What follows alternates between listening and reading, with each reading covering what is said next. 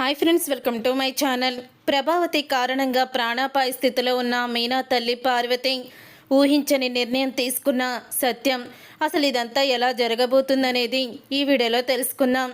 మీనా అయితే ఇక గుణ దగ్గరికి వెళ్ళి, నా తమ్ముడు చెడిపోవడానికి కారణం నువ్వేరా, నీతో చేరి వాడు ఇలా వెధవలా తయారయ్యాడు అని అంటూ ఉంటుంది. ఏంటి, మీ తమ్ముడేమన్నా చిన్న బొప్ప? వాడు ఎప్పుడైతే నా దగ్గర జాయిన్ అయ్యాడో అప్పటి నుంచి వాడికి అన్ని అలవాట్లు ఉన్నాయి. నువ్వేం చేస్తావు ఇప్పుడు, ఏం చేస్తావే అని అంటూ ఉంటాడు. నన్నే వే అంటావురా అని చంప పగలగొడుతుంది గుణాని. నన్నే కొడతావే అని మీనాని పక్కకి తోసేస్తాడు. దాంతో ఇక మీనా అయితే బీరువా మీద పడి తలకి దెబ్బ తగులుతుంది. అప్పుడే అక్కడికి వచ్చిన ఇక బాలు అయితే మీనాని గుణ కొట్టడం అదంతా కూడా చూసి షాక్ అయిపోతూ ఉంటాడు.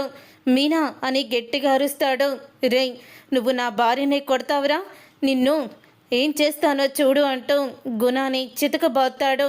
ఇక గుణాని చితకబాత్తూ, ఈ చేత్తోనే కదా నా భార్యని నెట్టేసి గాయపరిచావు, నిన్నేం చేస్తానో చూడు అని చెయ్యి విరిచేస్తూ ఉంటాడు. ఇక చెయ్యి అలా విరిచేస్తూ ఉంటే అప్పుడే ఇక మీనా అయితే అంటూ ఉంటుంది, వదిలేయండి అని. ఇక మీనా అలా అంటూ ఒక్కసారే కళ్ళు తిరిగి పడిపోతుంది. ఇక మీనా కళ్ళు తిరిగి పడిపోవడంతో అప్పుడు ఇక హాస్పిటల్కి అయితే బాలు తీసుకువెళ్తాడు మీనాని. ఇక ఇంతలో ఏం జరుగుతుందా అని పార్వతి అయితే ఇక షాక్ అయిపోతూ ఉంటుంది. ఇక పార్వతి అయితే కంగారు పడడంతో అప్పుడే ఇక బాలు ఫోన్ చేసి మీనా హాస్పిటల్లో ఉందని చెప్తాడు.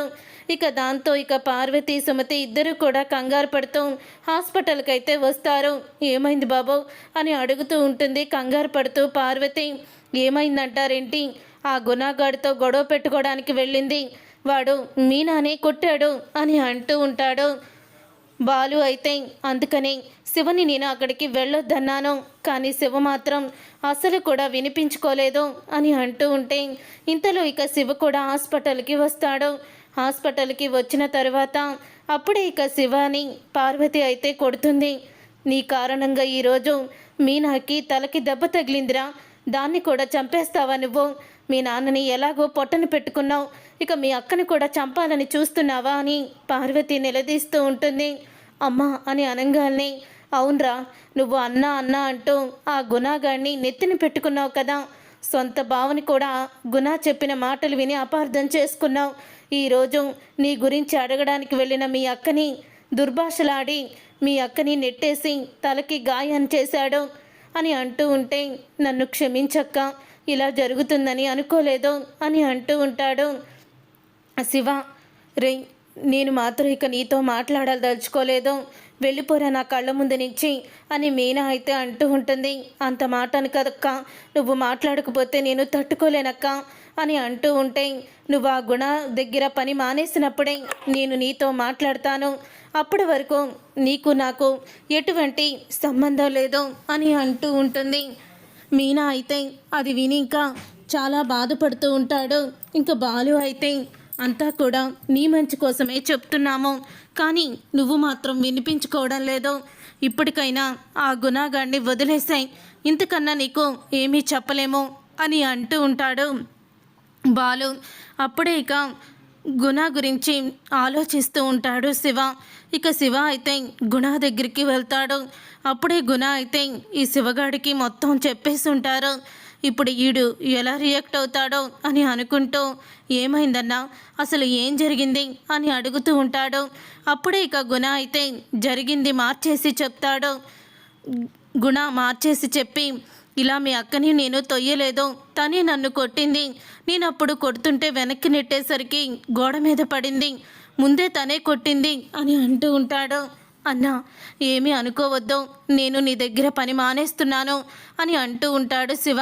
ఆ మాట విని గుణ షాక్ అయిపోతూ, అదేంటి శివ, ఎందుకు మానేస్తున్నావు అని అడుగుతూ ఉంటే, ఏం లేదు, నా గురించి మా ఇంట్లో వాళ్ళు చాలా ఆశలు పెట్టుకున్నారు, ఇలా నీ దగ్గర తిరుగుతూ వడ్డీకి ప్రతి ఒక్కరిని బాధ పెడుతుంటే వాళ్ళు చూసి తట్టుకోలేకపోతున్నారు, అందుకని మంచిగా చదువుకొని జాబ్ తెచ్చుకొని నేను ఎలాగైతే ఎదగాలనుకొని మా అక్క ఆశపడిందో అలాగే అవ్వాలనుకుంటున్నాను అని అంటూ ఉంటే, మీ బావ నిన్ను మనిషిలా చూస్తాడనుకుంటున్నావా అని గుణ అంటాడు. మా బావ గురించి నేను అపార్థం చేసుకున్నానని అనిపిస్తుంది, ఎందుకంటే వాళ్ళ అమ్మ దగ్గర డబ్బులు కొట్టేశాను. దాని మీద నా మీద కోపాన్ని చూపించాడు. అది తప్పు లేదు. కానీ తప్పు చేస్తే సొంత అన్నయ్యని కూడా వదలని మా బావ నేను చేసిన తప్పుని మా అక్కకి కానీ మా అమ్మకి కానీ చెప్పలేదు, చూపించలేదు. వీడియోని తన ఫోన్లోనే పెట్టుకున్నాడు. ఎవ్వరికి కూడా ఈ విషయం చెప్పలేదు. మా అక్క ఎన్నిసార్లు అడిగినా కూడా చెప్పలేదంట. నా గురించి చెడుగా ఎవ్వరికీ చెప్పకూడదని అనుకున్నాడంటే నా మంచి కోరుకునేవాడనే కదా అర్థం. అందుకనే మా బావ గురించి నేనే అపార్థం చేసుకున్నాను. నీ దగ్గర నాయి డబ్బులున్నాయి కదన్నా, అవి చూసి ఇచ్చేసాయి, ఇక నేను పని మానేస్తున్నాను అని అంటూ శివ అయితే వెళ్ళిపోతాడు. అలా వెళ్ళిపోయిన తర్వాత నువ్వు ఎలాగైతే వెళ్ళావో నిన్ను అలాగే నేను నా దగ్గరికి రప్పిస్తాన్రా అని గుణ అయితే కోపంతో రగిలిపోతూ ఉంటాడు శివ మీద. తర్వాత మీనా దగ్గరికి వచ్చి, అక్క నేను గుణ దగ్గర పని మానేశాను, ఇక నువ్వు కోరుకున్నట్టే చదువుకొని మంచి ఉద్యోగం సాధిస్తాను అని అంటూ మాట ఇస్తాడు మీనాకి. అప్పుడే ఇక మీనా అయితే చాలా అంటే చాలా సంతోషపడుతుంది. చాలురా నువ్వు ఇలా చేసావు, నాకు అదే చాలు అని అంటూ ఉంటుంది మీనా. అలాగా శివ అయితే ఇక పూర్తిగా మారిపోతాడు.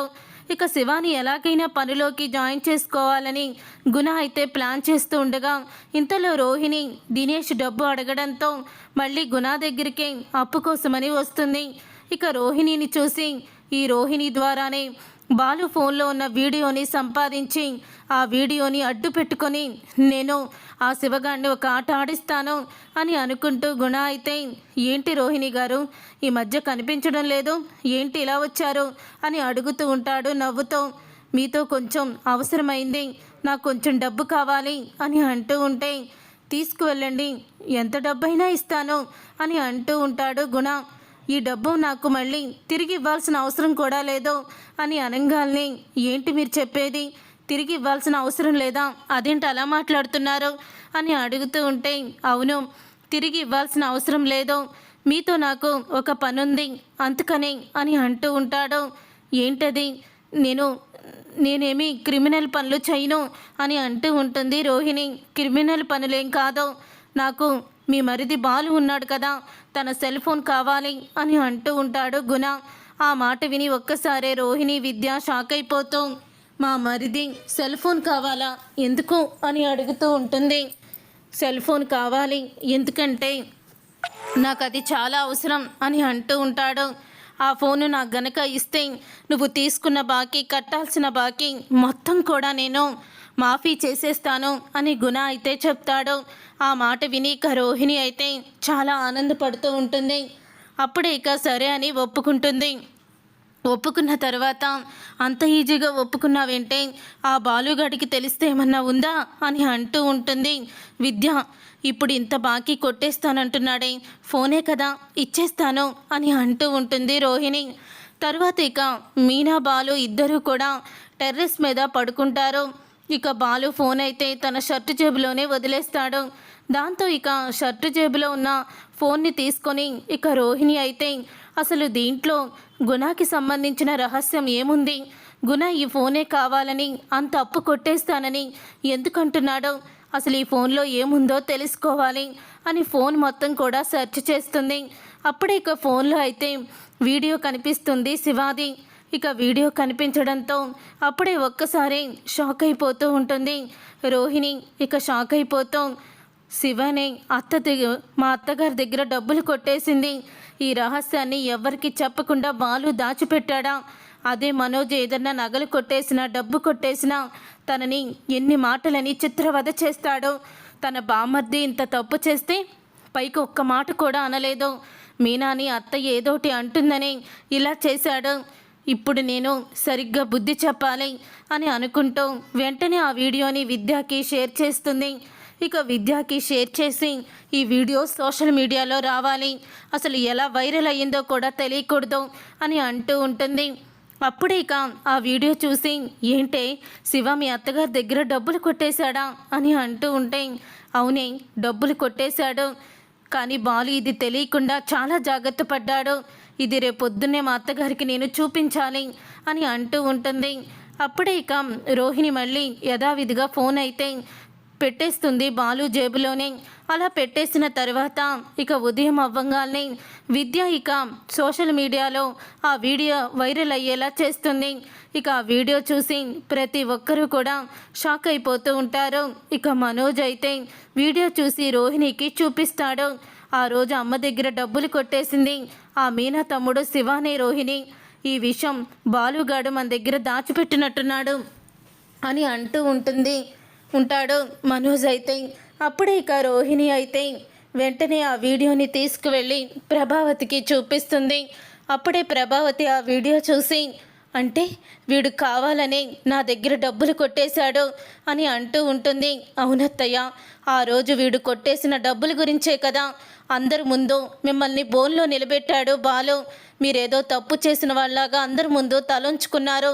నేను కూడా ఎంత అవమానపడ్డాను అని అంటూ ఉంటుంది రోహిణి.